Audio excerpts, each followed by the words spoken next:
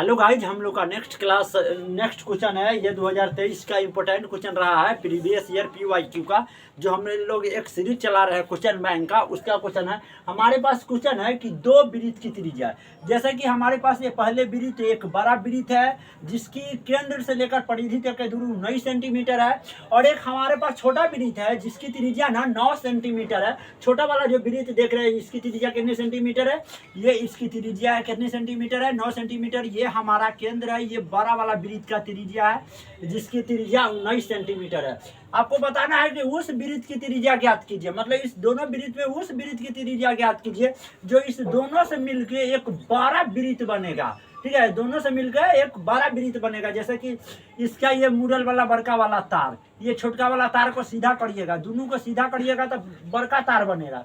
फिर बड़का तार से एक वृत्त तैयार कीजिएगा तो उस नए वृत्त का आपको क्षेत्रफल नई त्रिज्या ज्ञात करना है, जिसकी परिधि इन दोनों वृत्त की परिधियों के योग के बराबर होता है। मतलब कि ये छोटका छोटका जो वृत्त देख रहे हैं, ये छोटका वृत्त की परिधि फिर बड़का वृत्त की परिधि, दोनों के परिधि के जोड़िएगा तो बड़का वृत्त जो बनेगा उसके परिधि के क्या होगा, बराबर होगा। सच बात है कि छोटा वाला वृत्त के परिधि बड़ा वाला वृत्त के परिधि आई दोनों के एक बड़ा वृत्त बनेगा। ये दोनों को मिलाने के बाद उसका परिधि सब आपस में क्या होगा, इसके छोटे छोटे वृत्त के दोनों के योग के बराबर होगा। आइए पहले वाले वृत्त, तो पहले वाले वृत्त का परिधि, और हम लोग वृत्त के परिधि का हम लोग को फॉर्मूला याद है। फॉर्मूला होता है 2πr, 2 के जगह 2, पाई के जगह रहने दिए।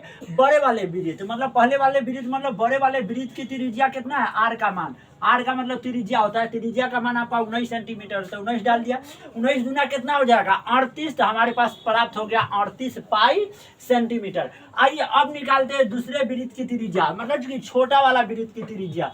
छोटा वाला वृत्त की त्रिज्या का मान कितना है, n है, ठीक है, 9 है।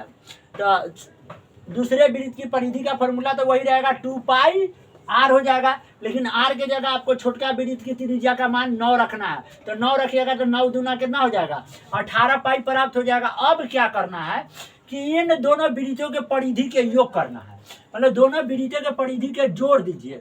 तो पहले वाला वृत्त की परिधि है 38 पाई और दूसरे वाला वृत्त की परिधि है 18 पाई। ये आपका क्वेश्चन कहता है कि दोनों वृत्तों के परिधियों के योग के ये बराबर होगा। तो कौन बराबर होगा, तो सबसे पहले जोड़िए ना 38 गोल और 18 को कितना था, 8 8 16 के 6, 3 1 4 हासिल 1 5, 56 या 2 पाई में से 1 पाई आ गया। आपको टोटल परिधि निकल के आ गया 56 पाई। तो अब इससे जो एक नया वृत्त बनेगा तो नए वृत्त की परिधि का फॉर्मूला वही होगा 2πr, जो छोटका वृत्त के परिधि के बराबर होगा। तो छोटका वृत्त के परिधि के योग कितना है, 56 पाई है, तो इसके 2πr को ना 56 पाई के बराबर कर दिए। ठीक है, तो यहाँ से जब r के वैल्यू निकालिएगा तो r गुना में, तो r के जगह r, 2 पाई गुना में बराबर के इधर जाएगा था भाग में, पाई से पाई कट गया और 2 के पहरा कितना बारी पड़िएगा था 56, तो 28 दूना 56 हो गया, अर्थात आपका r के मान 28 सेंटीमीटर निकल गया। जो आपको बड़ा वृत्त बनेगा उसकी त्रिज्या का मान कितना हो गया, 28 सेंटीमीटर होगा। आई होप इस क्वेश्चन को आप समझ पाए होंगे। आइए अगली क्वेश्चन, ये आपका प्रोबेबिलिटी का क्वेश्चन है। प्रोबेबिलिटी का क्वेश्चन तो और आसान होता है। ठीक है, एक थैले में एक हमारे पास झोला है, ठीक है, उस थैले के अंदर हमारे पास एक के गो लाल गेंद है। क्या गो लाल गेंद है, लाल गेंद की संख्या हमारे पास कितना होगा, एक नीली गेंद है, एक बुल्लू गेंद है, बुल्लू गेंदों की संख्या हमारे पास कितना होगा, एक, और एक हमारे पास पीली गेंद है और पीला गेंद की संख्या हमारे पास कितना होगा, एक। मतलब हम कह दे तो हमारे पास टोटल गेंद जो हो गई, एक लाल गेंद, एक नीला गेंद और एक पीला गेंद, मतलब 3 गो गेंद हमारे पास हो गया। ठीक है ना, क्या हो गेंद, लेकिन सब गेंद का कलर क्या है, अलग है। आगे ये भी बोलेगा कि साइज भी एक ही है, देखिए, तथा सभी गेंद एक ही साइज की है, मतलब कोई छोटा बड़ा नहीं है। लाल का भी साइज इतना ही बड़ा है, नीला के भी साइज इतना ही बड़ा और पीला के भी साइज इतना ही बड़ा, केवल सबका कलर अलग अलग है।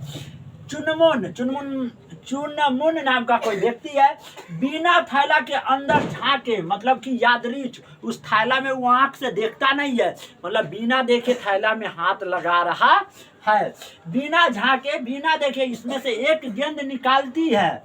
इसकी क्या परीक्षा है, आपको परीक्षा पूछता है कि इसकी क्या परीक्षा होगा कि वह गेंद क्या है, पीली होगी। तो सुनिए, जिसके बारे में आप परीक्षा पूछेगा ना तो आप उसकी संख्या देखिएगा। किसके बारे में पूछ रहा है? पीली के बारे में। तो पीली गेंद कै गो है? तो पीली गेंद की संख्या एगो है। तो जितन अनुकूल हो रहता है ना, जिसके बारे में पूछता है ओकर मान ऊपर लिखते हैं, और उस थैला में टोटल गेंद कितना है उसको कहाँ लिखते हैं? नीचे लिखते हैं। मतलब कि अनुकूल परिणामों की संख्या को ऊपर लिखते हैं, या टोटल परिणाम की संख्या को कहाँ लिखते हैं? नीचे लिखते हैं। एक थैला के अंदर क्या वो गेंद है? एक लाल गेंद है, एक नीला गेंद है और एक पीला गेंद है। 3 गो गेंद है। तो टोटल गेंद कै गो हो गया? मतलब कुल संभव परिणाम की संख्या कै गो हो गया? टोटल गेंद उस झोला में कितना है? तो 3। तो ये 3 ना, ये आपको हर में लिखाएगा। किसके बारे में पूछ रहा है? लाल गेंद के बारे में। तो लाल गेंद कै गो है? एगो। तो एक ऊपर लिखाएगा। अगर जो पीला गेंद है तो पीला गेंद कितना है? वह गेंद पीली होगी। पीला गेंद के बारे में पूछता है तो पीला गेंद कै गो है? एगो है। तो 1। तो ये हो गया आपका अनुकूल परिणाम की संख्या। जिसके बारे में आपसे पूछ रहा है तो ओकर संख्या कै गो है? तो पीला गेंद की संख्या एगो है। तो 1 आपका ऊपर लिखाएगा और थैला में का टोटल गेंद नीचे लिखाएगा। तो 1 ऊपर 3 नीचे 1/3 आंसर हो गया। आइए देखिए, परीक्षा का फॉर्मूला होता है परीक्षा बराबर अनुकूल परिणामों की संख्या। मतलब कि जिसके बारे में आपको पूछ रहा है उसमें ओकर कै गो संख्या है थैला में। तो पीला गेंद के बारे में पूछता है ना, तो पीला गेंद थैला में कै गो है? थैला में कै गो है पीला गेंद? एगो। तो 1 ऊपर लिखना है आपको, ठीक है। कुल परिणाम मतलब उस झोला के अंदर टोटल रिजल्ट कितना है? कै गो गेंद है? 1 2 3। तो 1 और 3 को कहाँ लिखना है? नीचे। 1/3 आपको परीक्षा होता है। याद रखिएगा, परीक्षा का मान ना 0 और 1 के बीच में होता है। जब 1 में 3 से भाग लगाइएगा तो 0.3333 समथिंग मिलेगा।